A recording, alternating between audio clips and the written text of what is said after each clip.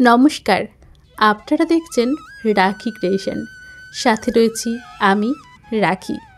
রাখি ক্রিয়েশনের আরও একটি নতুন রেসিপি ভিডিওতে আপনাদের স্বাগত। রাখি ক্রিয়েশন, রোজ কিছু নতুন হোক।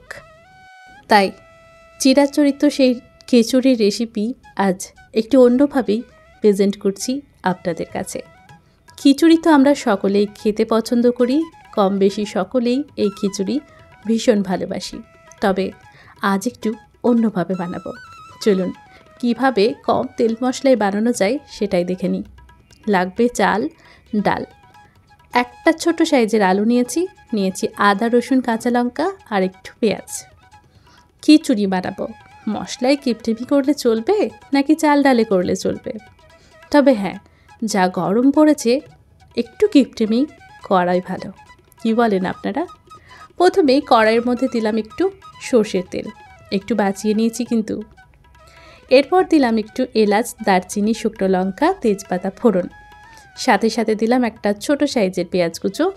এবার একটু নাড়াচাড়া করেই দিয়ে দিলাম একটা আলু। আলুটাও দেখে বুঝতে পারছেন কেমন করে কেটেছিলাম। যেহেতু একদম অল্প একটু খিচুড়ি তৈরি হবে, তাই খুব বেশি বড় করে আলুটা দিলে সেদ্ধ হবে না।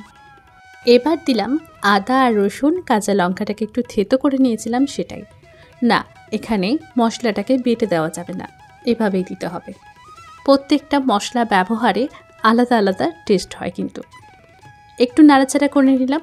এরপর দিলাম লবণ, হলুদ আর একটু লঙ্কার গুঁড়ো। খুব বেশি মশলা কিন্তু আমরা দেব না। গুঁড়ো মশলাটা দেওয়ার পর ভালোভাবে আবারও সব উপকরণ একসাথে নাড়াচাড়া করে নিলাম। এরপর আগের থেকে ধুয়ে রাখা গোবিন্দভোগ চাল আর সোনা মুগের ডাল দুটোকেই দিয়ে দিলাম। এবার ডাল, চাল, মশলা, আলু যা কিছু রয়েছে সব কিছু ভালোভাবে একটু নাড়াচাড়া করে একটু কষিয়ে নিতে হবে। যখন দেখবেন একটু ভারী ভারী লাগছে আপনার খুন্তিতে, তখন বুঝতে হবে এটা হয়ে গেছে। এখন দেখুন, দেখেই বোঝা যাচ্ছে একদম কড়াই থেকে ছেড়ে যাচ্ছে এবং সুন্দর করে কড়ার মধ্যে ধরে যাচ্ছে না। এখন 5 মিনিট মতো এভাবে নাড়াচাড়া করলেই আমাদের হয়ে যাবে। দিয়ে দিলাম জল, পুরো 1 লিটার গরম জল আমি এখানে দিয়ে দিলাম। এবার সমস্ত কিছু একটু নাড়াচাড়া করে নিচ্ছি। এবার দিলাম হাফ চামচ মতো চিনি আর হাফ চামচ মতো গরম মশলার গুঁড়ো।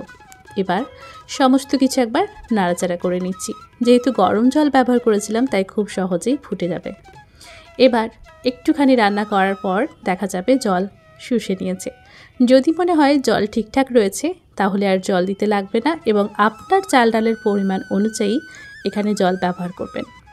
আমি এখানে ব্যবহার করেছিলাম 1 কাপ চালের সাথে অর্ধেক কাপের থেকে একটু বেশি ডাল। এই পরিমাণটাই মেপে এখানে চাল ডালের ব্যবহার হয়েছে। এখন এই মুহূর্তে খুব ভালোভাবে চাল এবং ডাল দুটোই সেদ্ধ হয়ে গেছে, আলুগুলোও সেদ্ধ হয়ে গেছে।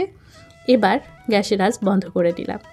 কিছুক্ষণ ঢাকা চাপা দিয়ে রাখলাম। তারপর এটা পরিবেশনের আগে এটাকে আমি প্লেটিং বলতে পারেন, বা সার্ভিং করার জন্য যেই পরিবেশন করতে হবে আমাদের একটু সুন্দর করে সাজিয়ে গুছিয়ে, তার জন্যই এটাকে একটা মাটির পাত্রে নিয়ে নিচ্ছি, যাতে দেখতে সুন্দর হয়। যদি কেউ মনে করে খিচুড়ি খাবো না, এমন একটা প্লেটিং দেখলে কে না খাবো বলবে বলুন দেখি। ওপর থেকে দিলাম 2 চামচ ঘি আর একটা পুদিনা পাতার টুকরো। ব্যাস, কতটা আকর্ষণীয় হয়ে গেল বলুন দেখি। দেখে মনে হচ্ছে একদম ভোগের খিচুড়ি। অনেক সময় বাড়িতে তেমন কিছু থাকে না স্পেশাল ফিল করার জন্য। এভাবে যদি রান্না করে পরিবেশন করা হয়, সাধারণ খাবারও অসাধারণ হয়ে যেতে পারে। কি তাই তো? কেমন লাগলো রেসিপি? কমেন্ট করে জানান প্লিজ।